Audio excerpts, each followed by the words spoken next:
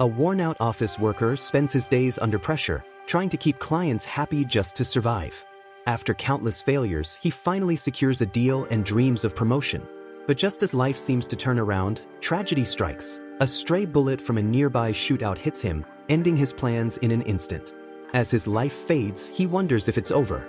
Instead of death, he wakes up in a world filled with magic and monsters. His body is different, and a god briefly appears, explaining the rules of this new place. He gets to pick his name and skills, so he calls himself Luciel and chooses healing magic, martial arts, and a simple life away from danger.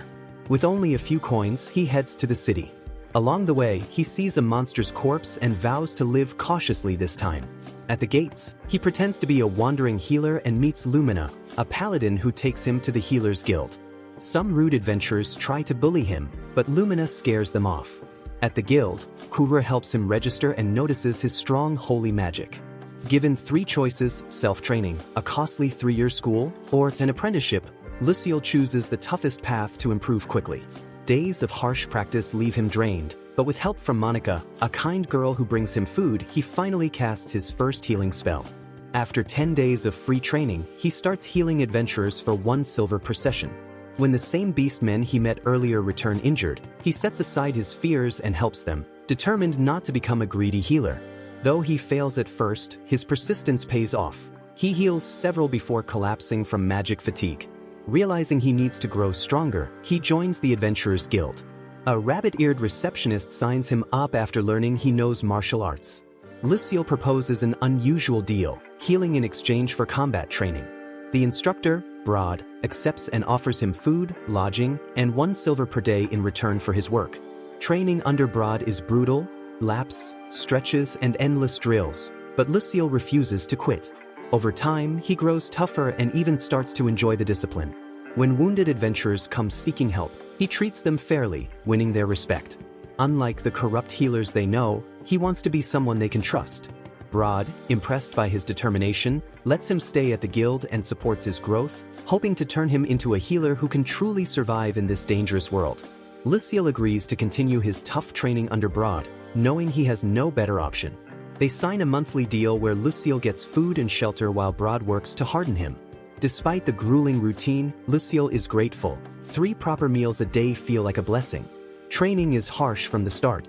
Broad pushes him with endless drills, while a wolfman cook named Gulgar gives him a disgusting drink that boosts his stamina. Luciel jokingly calls it Substance X. He gulps it down every time, no matter how awful it tastes.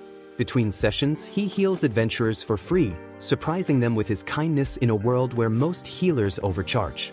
As weeks pass, his healing improves and his reputation grows. When his first contract ends, Broad pays him for his work and the lives he saved. Luciel uses the money to secure his Healer Guild membership for a whole year, preferring stability over chasing ranks.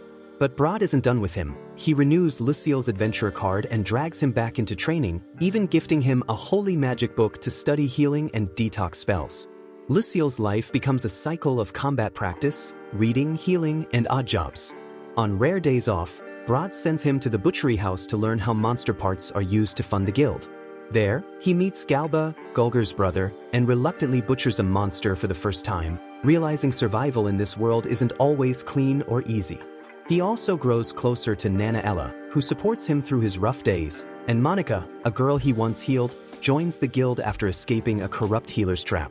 Over the next few months, Luciel becomes a familiar face. His clothes get looser from intense training, his healing skills save many, and his resolve slowly strengthens. After a year, he feels ready to move on. Despite Broad wanting him to stay, Luciel decides to open his own fair-priced healing office, determined to help people his own way. With a half-serious laugh, he says he's at least confident enough now to run when danger comes. Broad just sighs, wondering if that counts as progress. Luciel visits the Healers Guild to renew his membership and meets Kuru, who's frustrated because the guild is short-staffed ever since Monica left to work with Haru. The guild is strangely empty, and Luciel wonders what's going on. After handing over his card, Kuru is shocked by his improved stats. He explains that he trained for a year to boost his abilities. Kuru teases him, calling him strange for enduring such harsh training, but he says it was for self-defense. She informs him that his rank can be raised to C, allowing him to buy a spellbook for learning more healing attributes, but it costs 90 silver coins, far more than he has.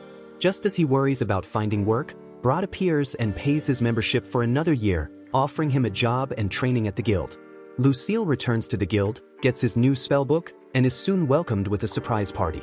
Despite some teasing, he settles in as a temporary employee.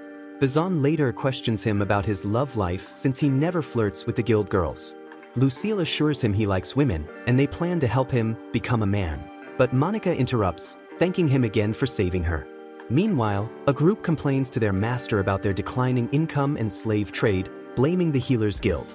The next day, Botticelli, head of the strongest clinic in Meritoni, confronts Lucille and demands he leave the guild. Lucille refuses and exposes Botticelli's shady practices, overcharging patients by using high-level magic unnecessarily and selling poor patients into slavery. Enraged, Botticelli orders an attack, but Brod steps in, warns him, and drives him off. Brod cautions Lucille that Botticelli may come after him, so he intensifies Lucille's training, making it even harsher. Despite the pain, Lucille persists, earning the nickname Masso Zombie. Inspired by his efforts, more people join the training. Brod begins combat training with him, using a sword and shield, and makes Lucille his apprentice, forbidding him from checking his stats to keep his focus. Meanwhile, Botticelli, frustrated by Lucille's low treatment fees, files a false complaint against him, plotting to have him transferred. Half a year went by, and Lucille was now much stronger, thanks to his tough training with Brod. His body had changed, and even Gulgar noticed his muscles. Lucille explained that all those practice cuts helped him get used to pain and made him less afraid of blades, which earned him the nickname of a masochist zombie. One day, Nana handed him a letter from the Holy Church of Shurul. They offered him a post because he had reached Holy Magic level 5 at such a young age.